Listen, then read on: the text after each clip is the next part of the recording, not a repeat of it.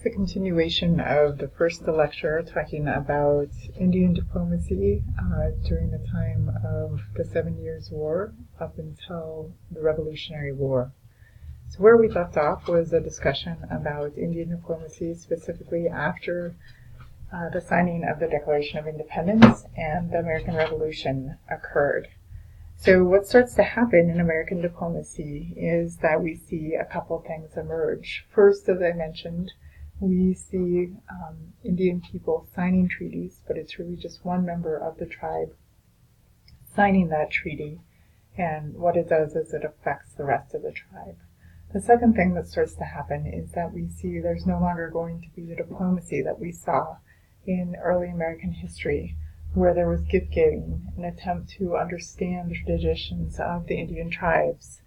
At Fort Finney, we see what is an example of what Indian diplomacy looks like now. The Shawnee come to make treaty negotiations with the Americans, and what they see instead of diplomacy and gift-giving is that prisoners, Indian prisoners, are killed before their eyes.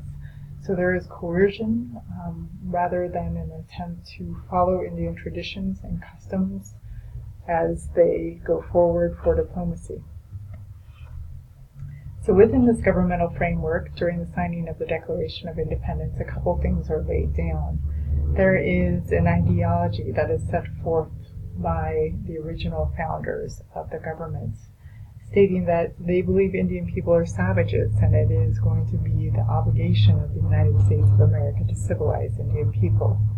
Moreover, much like the British, they believe that only the federal government can make treaties with Indian tribes, and on top of that, they set kind of a tone of what those treaties or any sort of further relations with Indian people are going to look like when they put the Indian affairs under the War Department.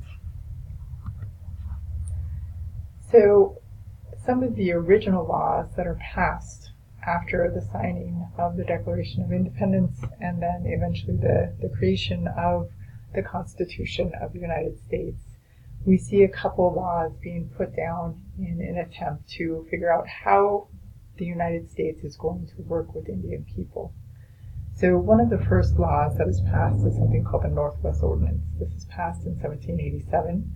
And within that document, the United States government says that in relationships with Indian people, that they're going to treat Indian people with the utmost good faith, and that any sort of land that is going to be taken or agreed upon within treaties is not going to be taken without the approval of Congress. Another law is passed in 1790 because in addition to ceding land, the other thing that the United States government recognizes that happens with Indian tribes is trade.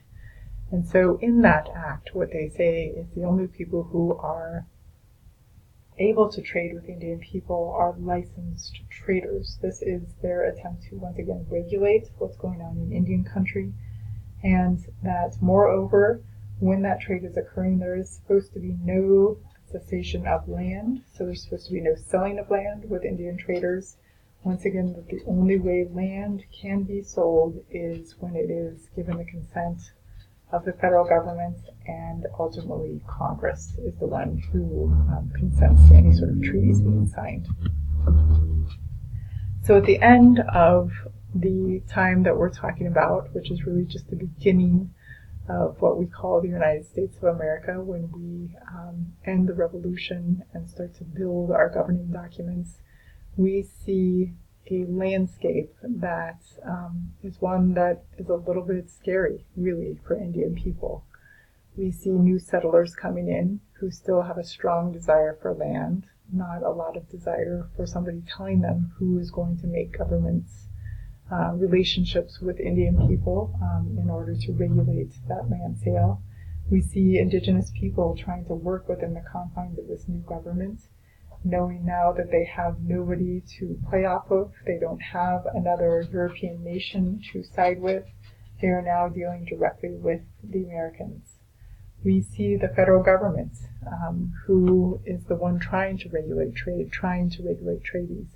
We also see state governments who are in competition with the federal governments, trying to take care of their people as well as their own rights within the state, not wanting the federal government to have too much control, but also realizing that there's got to be some balance.